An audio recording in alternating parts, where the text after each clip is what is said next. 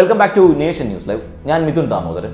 ഇന്ന് cinema talkies ചർച്ച ചെയ്യുന്നു. മായികതയുടെയും അടയാളവും രഘുരാമന്റെ വഴിയാത്രയും മാജിക്കൽ റിയലിസത്തിന്റെ മഹാസമുദ്രത്തിൽ ഒരു മലയാള സിനിമയുണ്ടെങ്കിൽ അത് ഏതാണെന്ന് പറയാമോ? ആ സിനിമയെക്കുറിച്ചാണ് ഇന്ന് ഈ വീഡിയോ ചർച്ച ചെയ്യുന്നത്. ഗുരു എന്ന മോഹൻലാൽ ചിത്രമാണ് എന്ന് നമുക്ക് എല്ലാവർക്കും അറിയാവുന്ന കാര്യമാണ്. ഇത് വെറും ഒരു സിനിമയല്ല, നമ്മളെ വളരെയധികം അത്ഭുതപ്പെടുത്തിയ ഒരു മായിക ലോകത്തിന്റെ അകത്തേക്ക് കൊണ്ടുപോകുന്ന ഒരു അനുഭവം തന്നെയാണ് ഗുരു എന്ന സിനിമ. മലയാളത്തിൽ നിന്നും മാത്രമല്ല, ലോകത്ത് ഒരിടത്തും പറഞ്ഞു കേൾക്കാത്ത ഒരു പ്രമേയമായി അന്ധതയുടെ താഴ്വര എന്ന ആശയം അവതരിപ്പിച്ച ഈ ചിത്രം ഒരേ സമയം സൈദ്ധാന്തിക രാഷ്ട്രീയ ചൂതുകളികളുടെ പൊയ്മുഖങ്ങളും മതങ്ങളുടെ മുതലെടുപ്പും അതിന്റെ ആന്തരിക അർത്ഥവും എല്ലാം വർഷങ്ങൾക്ക് മുമ്പ് വിളിച്ചു പറഞ്ഞ ഒരു എപ്പിക് എന്ന് പറഞ്ഞാലും തെറ്റില്ല. ഇന്ന് നമ്മൾ കാണുന്നതെല്ലാം യാഥാർത്ഥ്യമാണോ, അതോ അത് നമ്മുടേതായ മനസ്സിന്റെ തോന്നലുകളാണോ? അങ്ങനെയൊക്കെ സിനിമ ലയിച്ചു കണ്ട ഒരാൾക്ക് ഒരിക്കലെങ്കിലും തന്റെ മനസ്സിൽ ഉള്ളറകളിലൂടെ കടന്നു പോകാവുന്ന ഒരു ചോദ്യമായിരിക്കാം. ഈ സിനിമയിൽ മോഹൻലാൽ അവതരിപ്പിച്ച രഘുരാമൻ എന്ന കഥാപാത്രം തന്റെ ക്രോധം, സംശയം, പക, അവസാനമായി തെളിവുകൾ ഒടുങ്ങുന്ന ഒരു അന്തർഗമ യാത്ര വഴി സംവേദനത്തിലേക്ക് ഉയരുന്നു. വിശ്വാസം, അന്ധവിശ്വാസം, ബഹുമുഖ സത്യം എന്നിവയുടെ മധ്യത്തിലൂടെ അയാൾ പോകുന്ന നാൾ വഴികളൊക്കെ എത്ര വ്യക്തമായിട്ടാണ് സിനിമ പറഞ്ഞു വെക്കുന്നത്. മാജിക്കൽ റിയലിസം മലയാള സിനിമയിൽ അപൂർവമായ ഒരു പരീക്ഷണമാണ് മാജിക്കൽ റിയലിസം.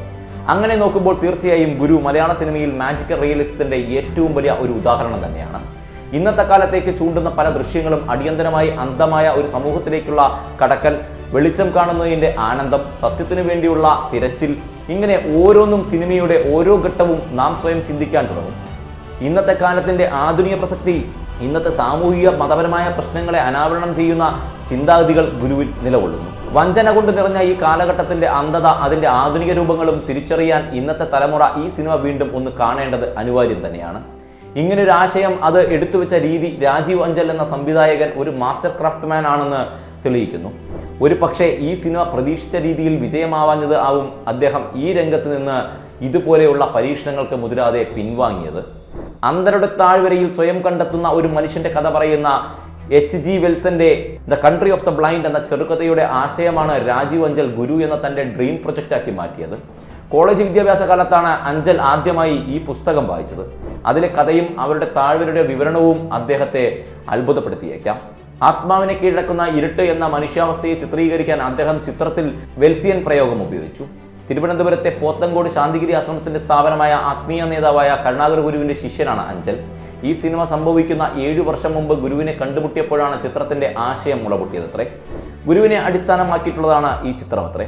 ഭൗതിക ലോകത്തിന് ഗുരു നൽകാൻ ശ്രമിക്കുന്ന സന്ദേശം പറയുന്ന ഒരു സിനിമ.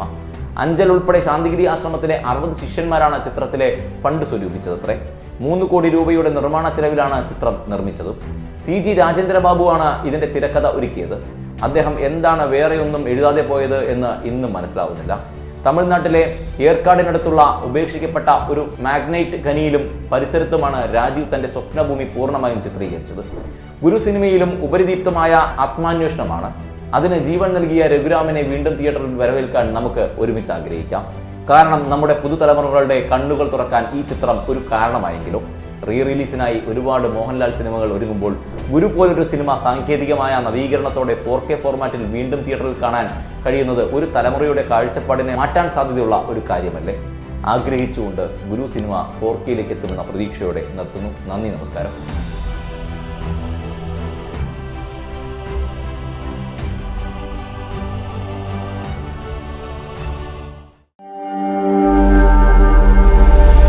നാഷൻ ന്യൂസ് ലൈവ്, സത്യം, ചരിത്രം, വർത്തമാനം.